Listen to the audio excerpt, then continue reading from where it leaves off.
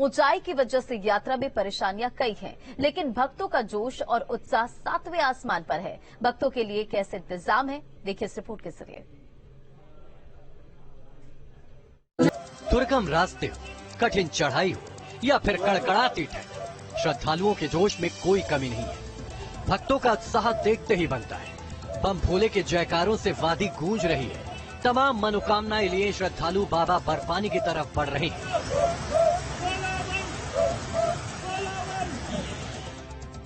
दूसरे दिन 10,467 श्रद्धालुओं ने पवित्र गुफा के दर्शन किए। 2 दिन में 18,000 से ज्यादा भक्तों ने बाबा बर्फानी के दरबार में शीश नवाया है। कोई पैदल तो कोई घोड़े खच्चर से पवित्र गुफा की तरफ बढ़ रहा है। हर तरफ आस्था का सैलाब नजर आ रहा है। श्रीनगर के उत्तर पूर्व में 135 किलोमीटर दूर बेहद ऊंचाई पर पवित्र गुफा स्थित है। पवित्र गुफा 150 फीट ऊंची और करीब 90 फीट लंबी है। अमरनाथ यात्रा के रास्ते में आस्था के तमाम रंग, तमाम इंतजाम क्या है, ये हम आज आपको दिखाएंगे। अमरनाथ यात्रा में चिनूक हेलीकॉप्टर भी बेहद अहम रोल अदा कर रहा है। चिनूक अमेरिका से खरीदा गया वायुसेना का सबसे हेवी लिफ्ट हेलीकॉप्टर है। इसी के जरिए पंचतरणी कैंप में अमरनाथ यात्रियों, सैनिकों की सुरक्षा और मदद के लिए चिनूक हेलीकॉप्टर बेहद कारगर साबित हो रहा है। चिनूक की खासियत की बात करें तो ये 20,000 फीट की ऊंचाई तक उड़ान भर सकते हैं। चिनूक 10 टन तक का वजन ले जाने में सक्षम है।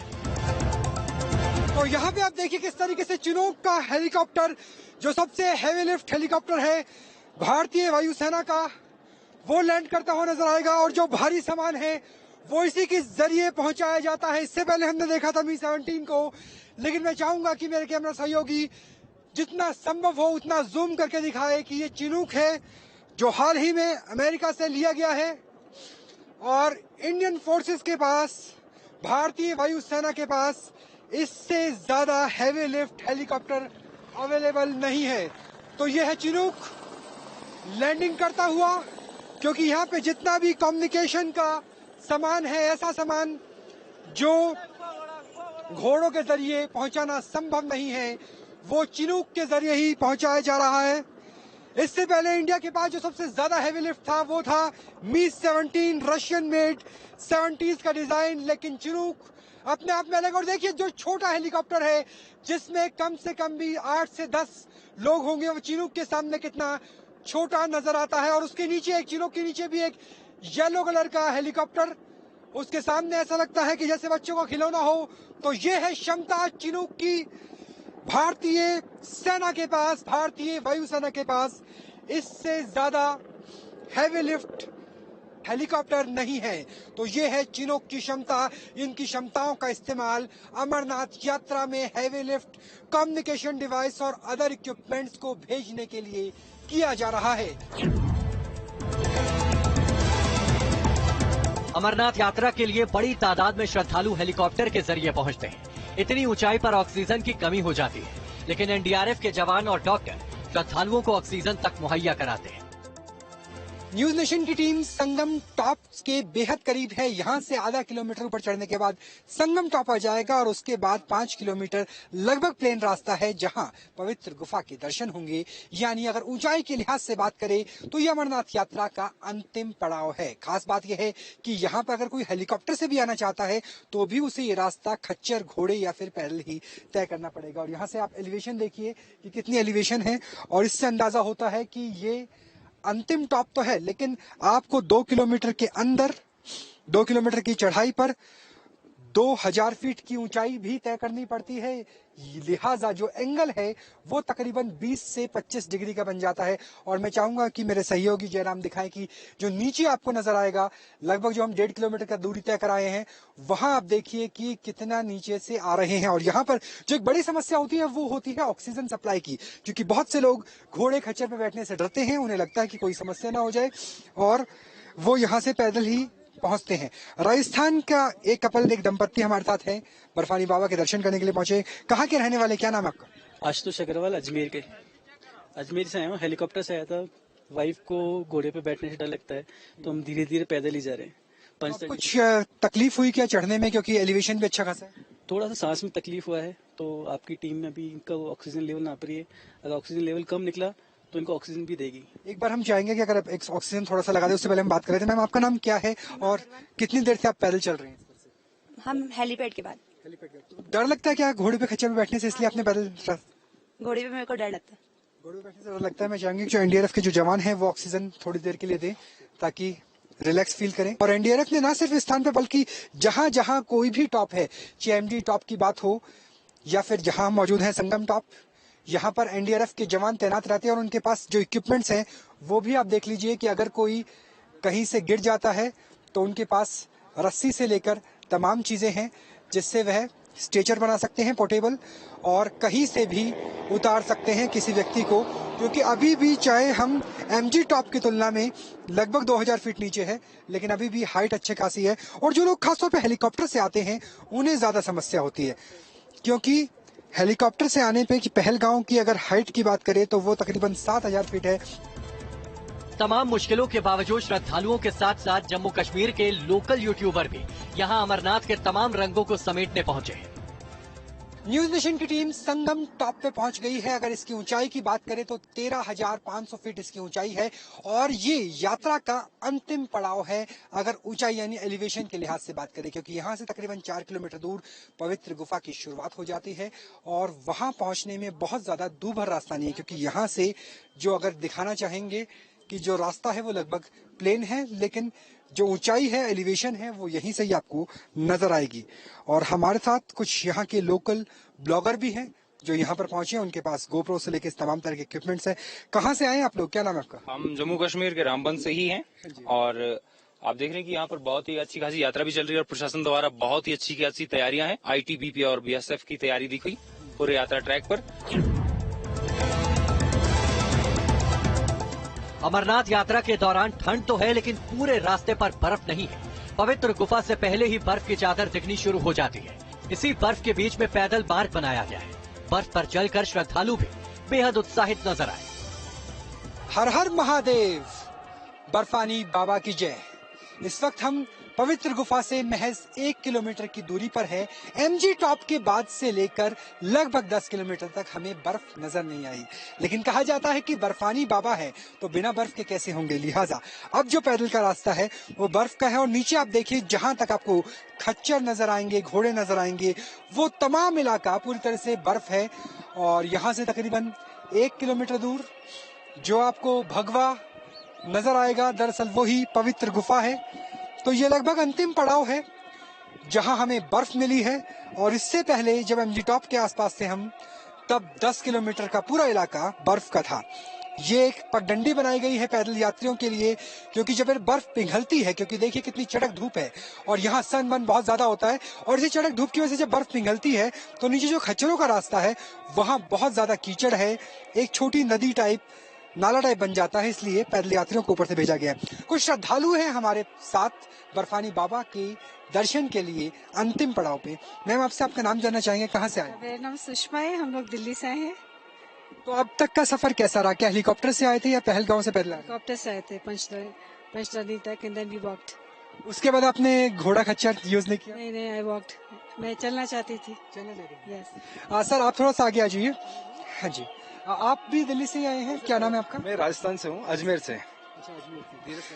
तो आप भी हेलीकॉप्टर से आए हैं? हाँ सर, हेलीकॉप्टर से बाल्टा से हेलीकॉप्टर से आए और फिर आगे मन में उत्सुकता थी बाबा के दर्शन करने की, पैदल ही। पवित्र गुफा से 2 किलोमीटर पहले ज्यादा बर्फ रहती है। कई बार बर्फ इतनी ज्यादा होती है कि रास्ते तक बंद हो जाते हैं। तापमान 0 से नीचे पहुंच जाता है, लेकिन बीआरओ के श्रमिक बर्फ हटाने के लिए पूरी तरह से मुस्तैद हैं। इस वक्त हम पवित्र गुफा से महज 500 मीटर की दूरी पर है, लेकिन देखिए ये भी पूरा जो रास्ता है वो बर्फ का है। और बीआरओ के जवान, बीआरओ के मजदूर, श्रमिक लगातार पूरे रास्ते को इसी तरीके से बना रहे हैं। मैं चाहूंगा कि एक बार दिखाइए ये कैसे यहाँ पे सीढ़ियां बनाई गई है, यहाँ से लेके और नीचे तक सीढ़ियां बनाई गई है। और सीढ़ियां बनाने का काम जैसे यहाँ चल रहा है इसी तरीके से लगातार चलता रहता है, क्योंकि बर्फबारी भी होती है और उसे साफ करके यहाँ पर सीढ़ियां बनाई जाती है। कितना मुश्किल है भाई ये काम? ये बहुत मुश्किल है। कितने घंटे करते हैं दिन में? ये दिन में 7 घंटे करते हैं। 7 घंटे लगातार। ऑक्सीजन भी कम है, फावड़ा चलाना है।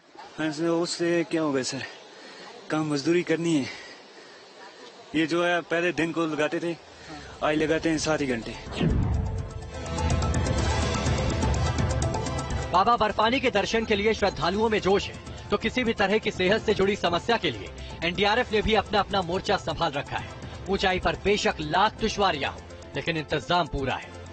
पवित्र गुफा से लगभग 500 मीटर नीचे हम मौजूद हैं और ये है एनडीआरएफ का कैंप, मेडिकल कैंप जो सेटअप किया गया है। अगर श्रद्धालुओं को कोई समस्या होती है, खासतौर पर श्रद्धालुओं को तब समस्या होती है जब वो सीधा 7000 या 6000 फीट यानी पहलगांव से और हेलीकॉप्टर के जरिए आगे पहुंच जाते हैं। और यहाँ पर इसी तरीके से ट्रीटमेंट चल रहा है। मैम, आप हेलीकॉप्टर से आए या फिर किस तरह से पहुंचे? हम बालटाल तक गाड़ी से आए थे, फिर वहाँ से पैदल आए 8 किलोमीटर चढ़ के, फिर वहाँ से घोड़े पर आए। क्या नाम है, कौन से स्टेट से आप? मैं जबलपुर एमपी से हूँ। क्या समस्या हुई जो आप यहाँ पर एनडीआरएफ? थोड़ा सा बीपी और उसकी थकान लग रही मुझे ज्यादा, इसलिए मैं सोची यहाँ चेक करा लेती हूँ।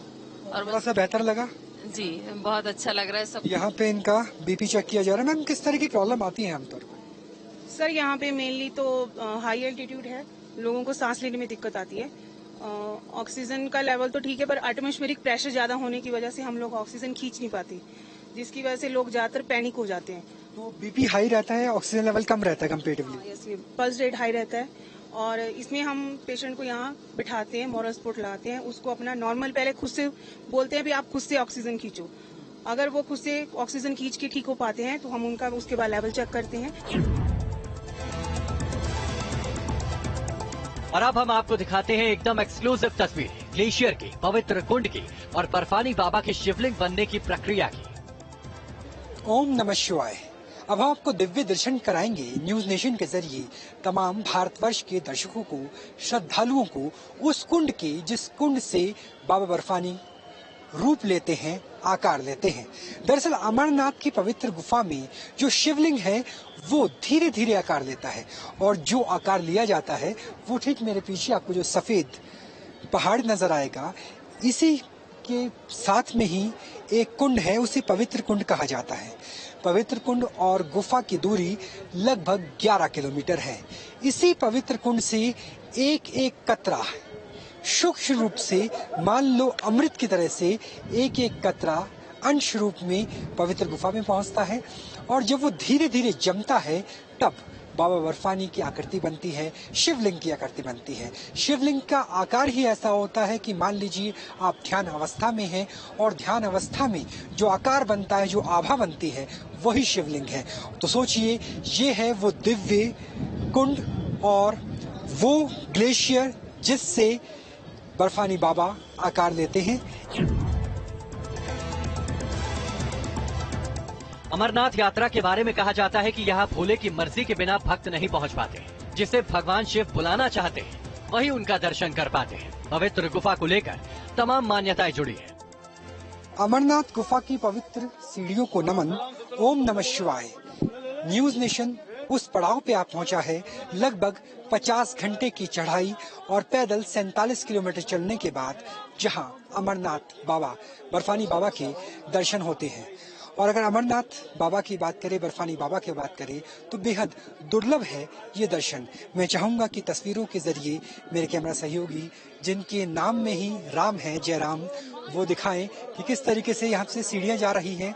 और दरअसल इसके पीछे जो कहानी है वो ये है कि भोले बाबा माँ पार्वती के साथ इस स्थान पर पहुंचते हैं। पंचकर्णी में पंच तत्वों को छोड़ दिया जाता है, उससे पहले शेषनाग को और उससे पहले नंदी बैल को भी। और यहाँ से माँ के साथ गुफा तक पहुँचते हैं और गुफा में पहुँचने के बाद आसपास के कुछ दायरे को भस्म कर दिया जाता है। भस्म करने के बाद ये सुनिश्चित किया जाता है कि कोई भी जीवित प्राणी शेष न रह जाए। तब बर्फानी बाबा भोलेनाथ इस यहाँ की कहानी सुनाते हैं।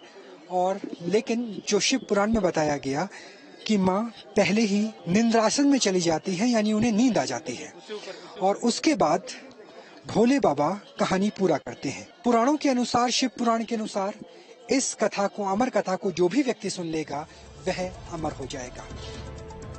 पुराणों के मुताबिक अमरनाथ गुफा की शिवलिंग चंद्रमा की रोशनी के आधार पर बढ़ती और घटती है। हर साल यहाँ श्रावण शुक्ल पक्ष की पूर्णिमा को शिवलिंग पूरा हो जाता है और उसके बाद आने वाली अमावस्या तक आकार घट जाता है। यानी अमरनाथ गुफा तमाम रहस्य अपने आप में समेटे हुए हैं। यही वजह है कि तमाम दिक्कतों के बावजूद लाखों श्रद्धालु हर साल बाबा बर्फानी का आशीर्वाद लेने के लिए कठिन यात्रा करते हैं।